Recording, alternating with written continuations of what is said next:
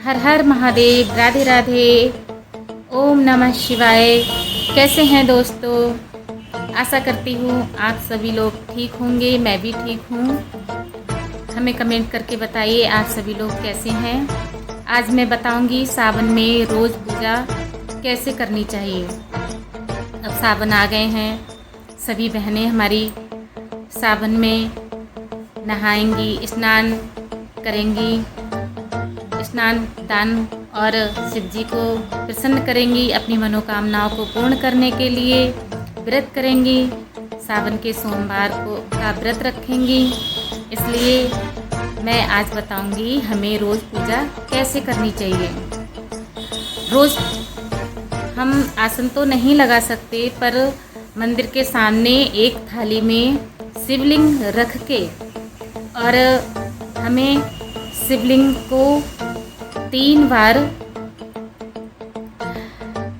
जल से, दूध से स्नान कराना होता है। पहले जल से, फिर कच्चे दूध से, फिर जल से स्नान करा के चंदन का तिलक लगाकर दीप प्रज्वलित कर कर रखें।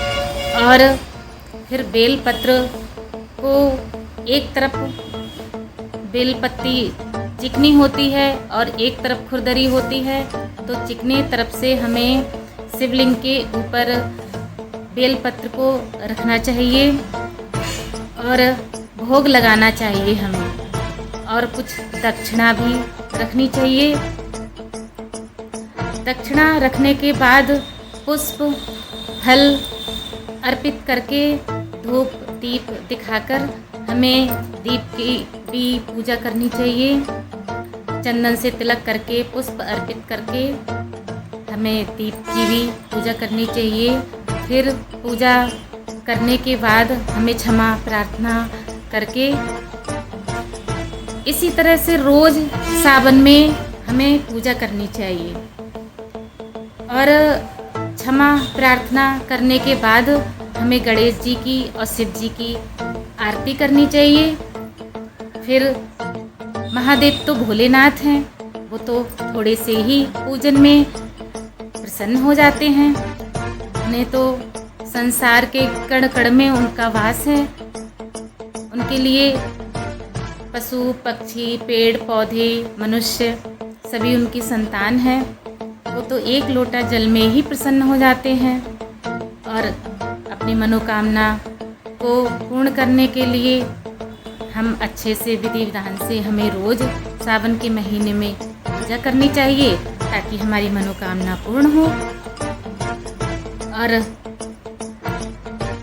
आरती करके क्षमा याचना करनी चाहिए, महादेव से प्रार्थना करनी चाहिए कि सब कुछ सही सलामत से रहे और हमें ऐसी शक्ति दीजिए कि हम आपकी पूजा अच्छे से कर सकें, क्योंकि वही हमें शक्ति देंगे, वही हमें भक्ति देंगे, तभी तो हम कर पाएंगे।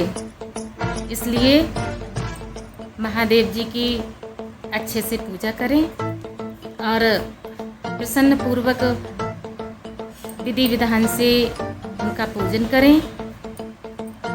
अगर कोई गलती रह हुई हो या कोई कमी रह गई हो, इसके लिए क्षमा चाहती हूँ। बहुत बहुत धन्यवाद। राधे राधे, जय श्री कृष्णा, ओम नमः शिवाय। मिलते हैं अगली वीडियो में। राधे राधे।